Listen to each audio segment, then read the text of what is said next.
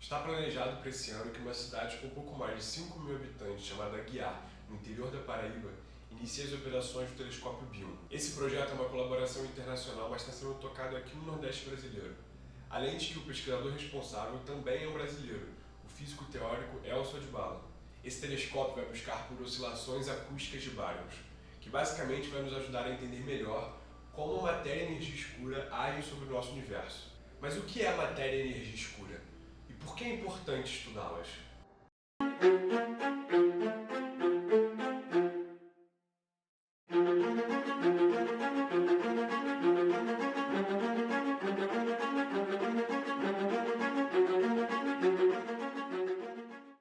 Diferente do que muitos podem pensar, matéria e energia escura não recebem esses nomes por conta de suas cores. Esse termo vem da palavra em inglês dark, que além de escuro, também pode significar alguma coisa que seja desconhecida. E esse é o porquê desses fenômenos receberem esse nome, porque eles não interagem com a luz.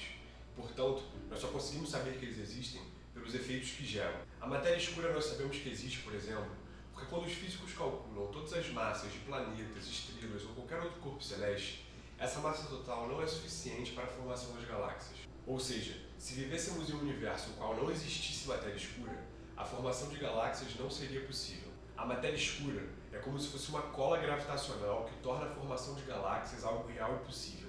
Sem ela, as estrelas estariam vagando sozinhas nesse vasto universo. Já a energia escura eu considero ainda mais interessante. Quando se descobriu que o universo estava se expandindo, se supôs que a velocidade dessa expansão poderia estar desacelerando por conta da gravidade, uma vez que a gravidade é a força que faz com que os corpos atraiam uns aos outros. Contudo, quando se calculou a velocidade dessa expansão, se descobriu algo surpreendente.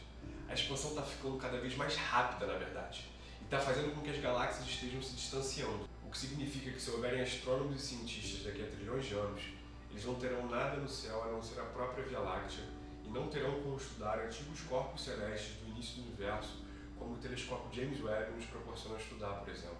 O que me faz me perguntar se nós já não aparecemos tarde demais para encontrarmos alguma evidência mais clara de como foi o início do nosso universo no nosso céu. E talvez a informação mais incrível sobre energia e matéria escura é que para que isso tudo faça sentido, a energia escura tem que equivaler a 70% do que é o universo e a matéria escura é 26%.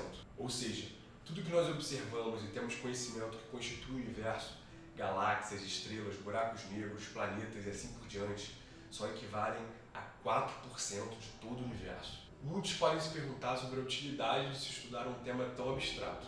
Se nada que a gente conhece é feito dessas estranhas coisas, será que vale a pena investir o pouco dinheiro destinado à ciência em algo tão distante? Para responder essa pergunta, nós precisamos levantar um ponto de interrogação ainda anterior.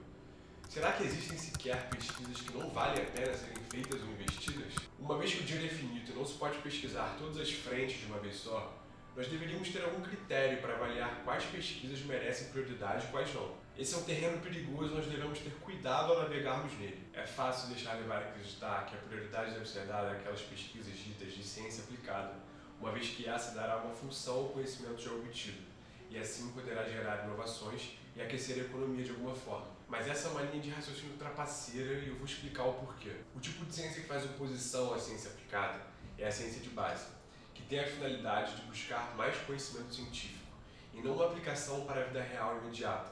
E por isso, em um primeiro momento, pode parecer um pouco descartável. Mas se analisarmos com mais cuidado, esse raciocínio cai por terra. Em primeiro lugar, todas as utilidades que a ciência nos proporcionou e segue nos proporcionando só foram possíveis de serem realizadas porque algum cientista anterior realizou uma pesquisa de base que fosse possível gerar o conhecimento necessário para essa aplicação. O que significa que as maiores invenções da humanidade só ocorreram porque alguém antes entendeu, por qualquer motivo que fosse, a necessidade de se investir em mais conhecimento científico. Voltemos à Inglaterra na era vitoriana.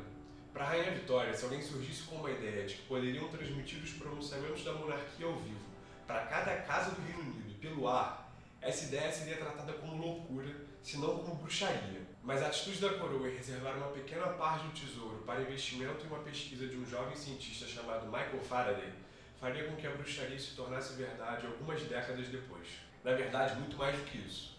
Não só o rádio e a TV se desenrolaram após pesquisas mais robustas sobre o eletromagnetismo, mas também o radar, o satélite, a internet e por aí vai. O eletromagnetismo também era um conceito abstrato e aparentemente sem utilidade nos meados do século XVIII. Mas graças à atitude de alguns de se investir em ciência básica e a genialidade de outros, hoje todos nós vivemos em um mundo com as facilidades que os princípios básicos do eletromagnetismo fornecem a nós. E quem sabe quais invenções geniais nos esperam um futuro à frente quando entendermos de maneira clara como a matéria e a energia escura funcionam. Será que seria possível gerar energia do nada? Causaríamos uma nova revolução energética? Essas são perguntas que por hora, infelizmente, nós não conseguimos responder, mas que o Telescópio Bingo e toda a equipe trabalhando nesse projeto fantástico nos deixaram mais próximos das respostas. Óbvio que não temos certeza de onde virão as próximas grandes mudanças técnico-científicas.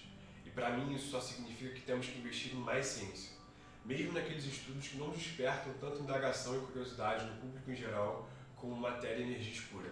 Por exemplo, nos meados dos anos 2000, nós tivemos uma grande mudança na área de sequenciamento de genes pelo lançamento da plataforma 454 de pirossequenciamento pela Roche Life Sciences. Se antes eram necessários anos para sequenciar o genoma de um indivíduo, vide todo o esforço para sequenciar o genoma humano pela primeira vez, com a plataforma 454 da Roche, eram necessários apenas alguns poucos dias para a mesma tarefa. Foi uma verdadeira revolução no campo da genética e a tecnologia por trás desse salto gigantesco é ainda mais surpreendente. A química que tornou os sequenciadores anteriores completamente obsoletos é a mesma química que os vagalumes usam para gerar luz. Isso mesmo, essa inovação surreal só foi possível pois antes alguém se dispôs a financiar um projeto de um outro alguém que queria estudar como os vagalumes geram sua luz própria. Um tema que aparentemente não possui nenhuma aplicação muito relevante, gerou na verdade lucros astronômicos para a Roche Life Sciences. E esse cenário em que estudos aparentemente inúteis trazem importantes avanços na ciência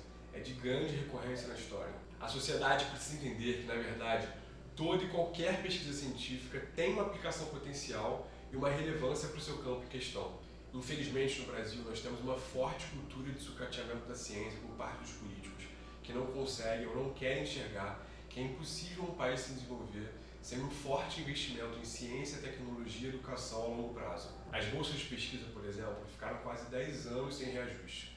Congelamento esse que foi interrompido pelo governo atual em março desse ano. Por mais que o sucateamento científico não seja novidade, a ciência brasileira segue se recuperando de 4 anos desastrosos de um governo que não só não investia na ciência como de praxe, como também parecia desprezá-la. Nos 4 anos do governo Bolsonaro, nós tivemos uma queda de 20% nas bolsas ofertadas de doutorado e 56% nas de mestrado, e incessantes cortes nas universidades públicas do Brasil, essas a quais são responsáveis por 95% das pesquisas feitas no país. Uma triste consequência de todo esse desincentivo é a saída de grande parte dos nossos cientistas mais brilhantes para trabalhar e desenvolver em países que não o Brasil. E todo esse ódio inexplicável pela ciência por parte do ex-presidente também afetou diretamente a saúde no Brasil em plena pandemia. Com incessantes ataques e dúvidas em relação à vacina e as recomendações por parte dos cientistas brasileiros, nós alcançamos em um momento da pandemia 11% das mortes no mundo por Covid-19,